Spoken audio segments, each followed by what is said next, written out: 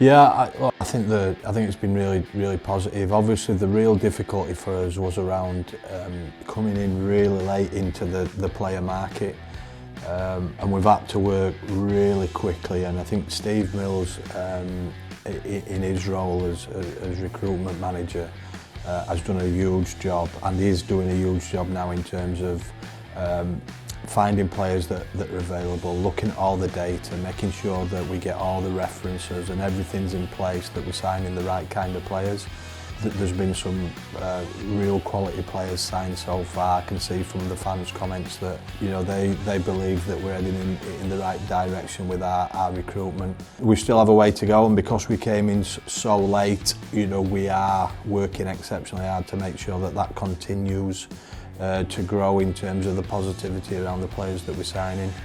We're on the right tracks, I think, and love the positivity among the fans. And like I say, everything that we're doing so far is about getting evidence to make sure that we get the right people at the club. I think it's more around the middle unit of the team. Obviously, we've had renewal for Tony. And Matthew Cozza sign, which are real positive signings. Obviously the fans know Renouve, but Matthew Cozza is just a real tough, hard-working player who's going to be class for us. I think everything I heard from him when I met him was really positive in terms of what I would like the middle unit to be like. But we do still have a lot of work to do with that middle unit, and some big physical players who can do the job that we need. We know the Championship's a tough competition, and we need to make sure that we're equipped to be able to handle that. And we are down the track in a couple of negotiations, but we need to keep working hard to make sure that our pack is exactly where it needs to be. Just staff, really pleased with what we've been able to put together. If you look at Matthew Crowther, he's been the international physio for the last 5 or 6 years, and he's stepped down of his own accord, so I would still have been doing it. He's probably one of the top physios in sport.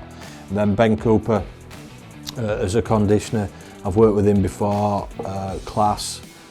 Really make sure that players understand exactly what they need to do physically. He's a pretty hard task master.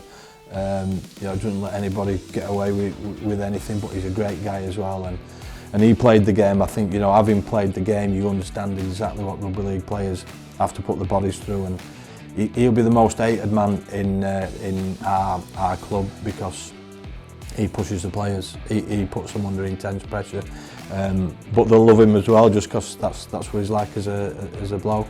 So my assistant coaches, Michael Shenton, everybody I speak to about Michael Shenton as a coach, take away what he was like as a player, is that he's destined to be a head coach of the future. His knowledge is immense.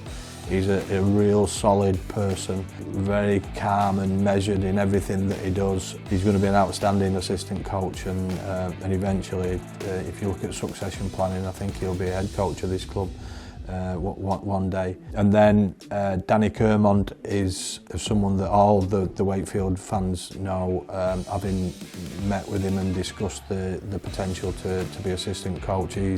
He's so excited to take on the role. But I know that the Wakefield fans are going to absolutely love that announcement, because he's a legend at the club, and he lives in the Wakefield area, as Ben Cooper does, so there's some real connections there. Yeah, real delighted with what I've been able to put together as a coaching staff, and I know that the people I trust who can deliver the very, very best in everything that they do.